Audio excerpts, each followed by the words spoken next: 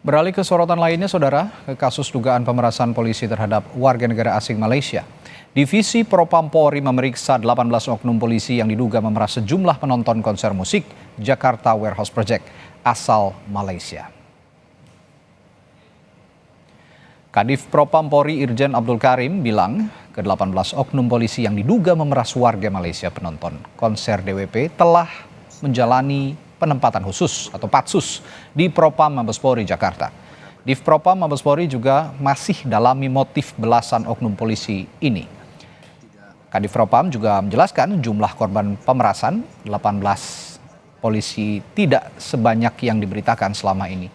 Berdasar hasil penyelidikan Div Propam, jumlah korban pemerasan sebanyak 45 warga asal Malaysia. Baik, terima kasih. Bismillahirrahmanirrahim. Penanganan kasus ini semua diambil alih oleh Div Propam Mabes Polri. Jadi kasus yang terjadi di Polsek maupun terjadi di Polres, termasuk di Polda, semuanya kita ambil alih, ditangani oleh Div Propam. Jadi dari hasil penyelidikan yang sudah kami lakukan, ya perlu kami luruskan bahwa korban warga negara Malaysia dari penyelidikan dan identifikasi kami secara saintifik kami temukan sebanyak 45 orang. Kadif Propam juga mengungkap barang bukti yang disita dari kasus dugaan pemerasan polisi terhadap penonton DWP asal Malaysia ini berjumlah 2,5 miliar rupiah. Bahwa barang bukti yang telah kita amankan, ya, jumlahnya berapa, Dok? 2,5 ya? 2,5 miliar. Jadi 2,5 miliar rupiah. Jadi jangan sampai nanti seperti pemberitaan sebelumnya yang angkanya cukup besar. Nah, itu tidak sesuai dengan fakta dari hasil yang kita dapatkan. Kadif Propam pun memastikan 18 polisi yang diduga memeras penonton konser DWP asal Malaysia akan hadapi sidang etik pada pekan depan. Kami sepakat di Propam akan menyidangkan kasus ini, ya, yang kita rencanakan minggu depan sudah dilaksanakan sidang kode etik yang akan kita laksanakan minggu depan. Komisi Kepolisian Nasional atau Kompolnas menilai ada potensi pelanggaran pidana dalam kasus pemerasan 18 oknum polisi terhadap penonton konser DWP asal Malaysia. Kompolnas akan segera berkoordinasi dengan Bareskrim Polri terkait kasus ini. Sekilas background kasus ya, walaupun tadi dijelaskan bagaimana soal kode etik dan sebagainya, potensi untuk pidana memang sangat besar. Dan nanti kami akan berkomunikasi dengan Reskrim ketika proses etiknya sudah berjalan, dan kami akan monitoring proses etiknya. Kalau dalam proses etik memang secara terbuka nanti kelihatan ini struktur peristiwanya kayak apa, apakah ada potensi pidananya, ya saya yakin Pak Kapolri, Pak Kabar Eskrim akan menindaklanjutin itu. Kamar Dagang dan Industri atau Kadin mengapresiasi langkah Polri menindak kasus dugaan pemerasan polisi ke warga negara Malaysia dalam pagelaran musik DWP. Kadin menilai kasus ini bisa berdampak pada citra Indonesia dalam menggelar konser musik dunia serta mengancam potensi ekonomi negara. Ini akan berdampak terhadap event-event internasional, terutama yang sifatnya konser musik dan juga festival seni ya. Namun kita tadi saya sudah sampaikan kita patut mengapresiasi langkah cepat yang sudah dilakukan Polri, dan harapannya jika barang bukti ini bisa dikembalikan, kita melihat bahwa ada upaya penegakan hukum. Hal-hal pelanggaran seperti ini tidak dibiarkan saja oleh Indonesia, sehingga kedepannya tentu kita berharap upaya boykot tidak mau hadir lagi itu bisa sirna dengan upaya penegakan hukum yang sudah dilakukan oleh Polri. Kasus dugaan 18 polisi peras penonton konser DWP asal Malaysia kembali mencoreng wajah kepolisian Republik Indonesia. Kasus ini juga menambah panjang daftar kasus hukum yang melibatkan anggota Polri dalam beberapa waktu terakhir. Selain kasus dugaan pemerasan 45 WNA asal Malaysia di bulan Desember ini, terungkap kasus polisi mencuri mobil dan membunuh warga di Katingan, Kalimantan Selatan. Sebelumnya juga ada kasus polisi membunuh ibu kandungnya di Kabupaten Bogor, Jawa Barat.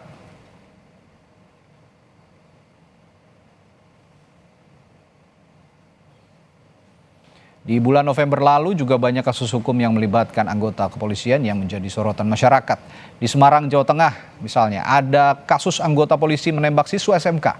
Dan yang paling mengejutkan di bulan November lalu, ada kasus polisi tembak rekannya sesama polisi di Solok Selatan, Sumatera Barat. Sebelumnya juga ramai diperbincangkan kasus poluan bakar suaminya di Mojokerto, Jawa Timur. Saudara, kasus 18 polisi yang memeras 45 warga negara asing asal Malaysia, penonton konser musik DWP, pantas disebut tindakan memalukan. Ini sekaligus menambah daftar panjang kasus polisi yang melanggar hukum di Indonesia. Ada apa dengan aparat polisi kita? Mengapa hal ini bisa terjadi dan bagaimana memastikan polisi kita patuh pada hukum? Kita bahas hal ini bersama Komisioner Kompolnas Yusuf Warsim dan analis kepolisian dari ISES, Bambang Rukminto. Selamat malam, Bapak-Bapak. Selamat malam, Pak Radi, Ya. Pak Yusuf. Iya, Pak Yusuf, saya tanya dulu ke Pak Yusuf kalau gitu, ada apa dengan aparat polisi kita ya Pak? Kok bisa sampai mengambil kesempatan memeras WNA yang seharusnya mereka ini melindungi melindungi tamu lah ya. WNA ini kan tamu datang ke Indonesia untuk menonton konser musik, ya seharusnya mereka dilindungi malah diperas gitu. Ada apa Pak ini sebenarnya Pak? Iya, walaupun yang terjadi terakhir ini cukup luar biasa ya. Publik pasti gemas lah publik karena Ya, itu tentu saja. mencoreng nama baik negara itu, udah bangsa dan negara ya itu. Walaupun sebenarnya kami telah membuka data-data pelanggaran. Memang trennya tahun 2024 ini sebenarnya menurun dibandingkan 2023. Oke. Tapi yang terjadi terakhir ini kan ini 18 yang itu dalam bahasa internal Polri masih disebut oknum. Nah, 18 kita pinjam saja bahasa Polri oknum. Ini sudah luar biasa. Kegentingan yang memaksa ini. Ada hal yang perlu segera, tidak boleh jalan di tempat. Pembenahan yang harus dilakukan. Kami sendiri terus mendata adanya pelanggaran-pelanggaran dan penyimpangan ini yang sekarang ini tidak main-main 18 anggota. Walaupun kita apresiasi Propam sudah bekerja. Tapi saran saya tidak hanya pada kode etik. Itu dia. Pidananya perlu dilakukan, barangkali ada pihak-pihak lain yang tidak hanya institusi oknum 18 itu, ada pihak-pihak lain di luar yang disebut oknum. Nah, itu perlu diselidiki. Jangan-jangan ada kerjasama di situ, diduga. Jangan sampai polisi kita justru jadi sindikat loh Pak, ini jadinya. Ya, terlepas dari itu perlu diproses pidananya untuk diselidiki. Jangan sampai hanya terkait dengan institusi Polri semata, barangkali ada yang lain. Itu yang pertama. Yang kedua, tentu kami mendorong juga Propam tidak hanya soal pada 18 oknum itu di dalam proses pemeriksaan pendahuluan sebelum dilakukan dibentuknya komisi kode etik untuk menyidangkan mereka. Perlu juga diminta klarifikasinya para pimpinan mereka itu. Ini kan lengkap. Ada unsur Poldanya, unsur Polresnya, unsur Polseknya. Jadi para pimpinan di atas mereka itu perlu diminta klarifikasi sejauh mana mereka memahamin apakah mereka itu benar-benar bertugas sesuai dengan yang diperintahkan menjalankan tugas pengamanan, tidak ada tugas-tugas penyimpangan. Itu perlu diminta klarifikasi agar sekali lagi Mas Radit, fungsi pengawasan melekat di Polri itu bekerja dengan baik. Jangan ada anggota yang itu dikatakan oknum melanggar. Tapi dari Kompolnas sendiri sudah menanyakan ini, mengklarifikasi ini kepada pimpinan-pimpinan mereka? Karena kan ini dari, kalau kata Pak Yusuf tadi, dari Polda, Polres, Polsek. Nah, pimpinan-pimpinan merekanya sendiri sudah diajak berbicara oleh Kompolnas, Pak Yusuf?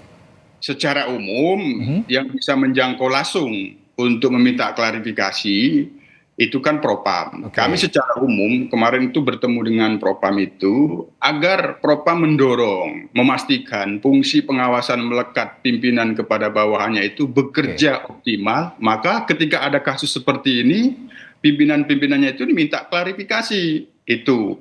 Yang ketiga, Mas Radi, yang penting lagi, jangan hanya menindak. Ini kan akhir tahun kita disuguhi, publik pasti gemas lah, karena ini mencoreng nama baik bangsa, nama baik negara gitu. Walaupun pembuktiannya masih kita tunggu.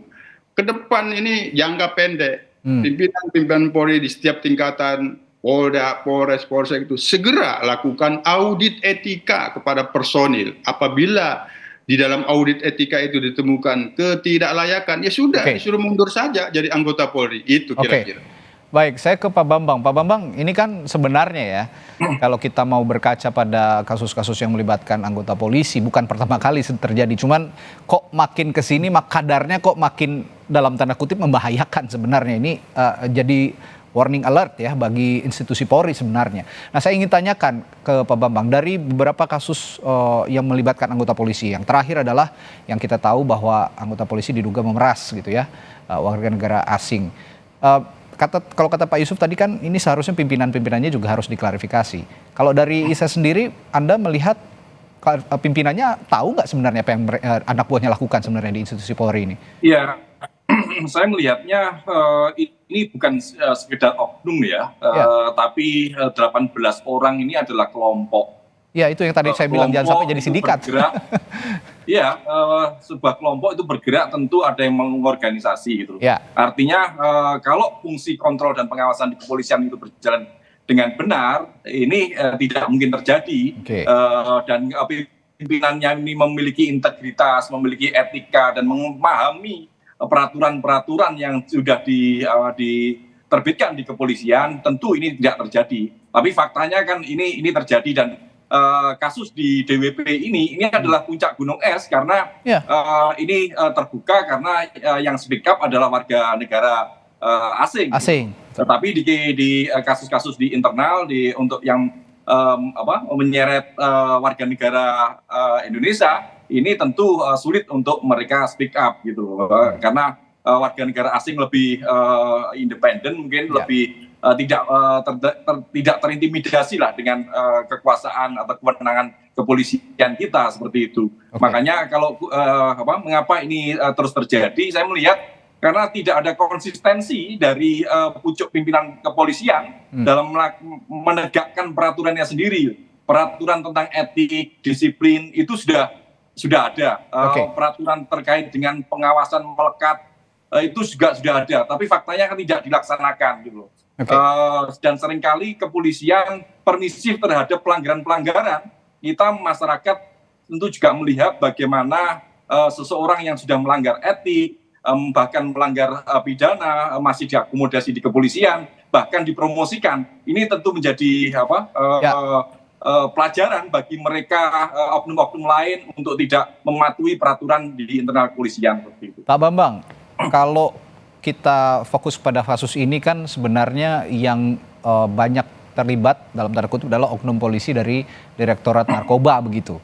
Dan yang terlibat adalah dari Polda, Polres, dan Polsek begitu. Kalau Anda sendiri melihat seharusnya Direktorat Narkobanya, pimpinan Direktorat Narkobanya ini sendiri harus diperiksa nggak sih?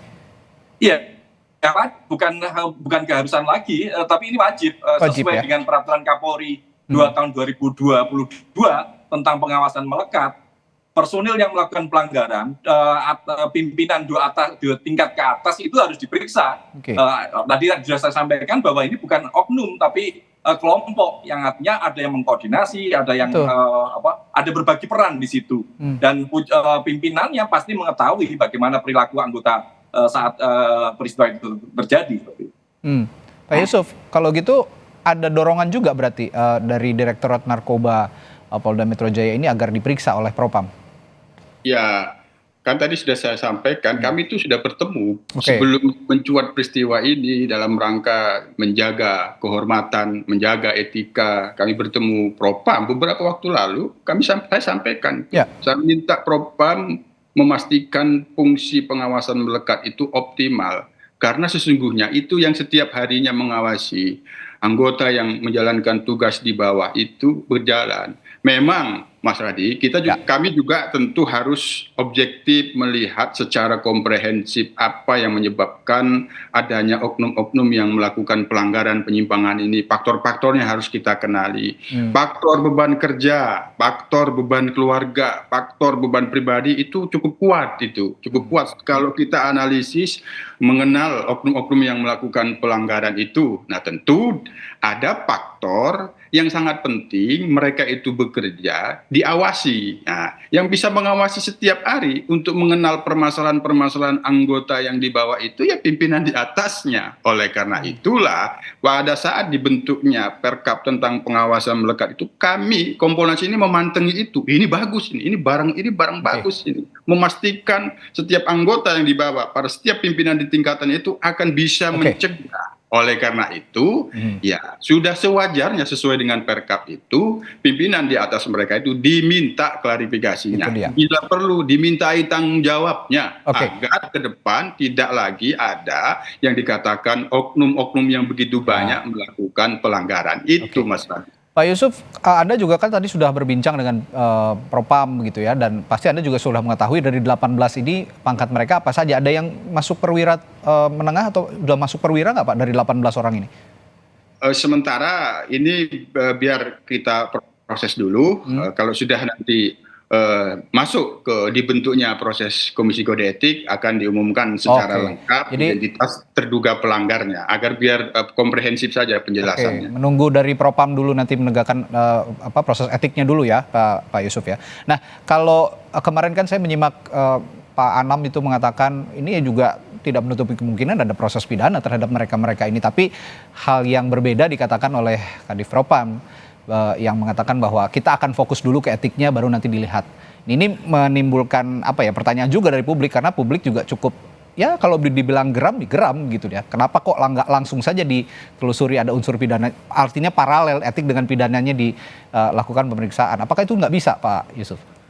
Bisa, asal ada kemauan saja. Nah, tentu itu dia. Kompolnas sebagai pengawas fungsional yang menilai dan memantau kinerja dan integritas anggota dan pejabat Polri. Tadi saya sudah menyarankan bahwa perlu dilakukan penyelidikan pidananya. Bisa jadi ada unsur-unsur lain yang bukan unsur oknum anggota Polri. Itu kan perlu gitu.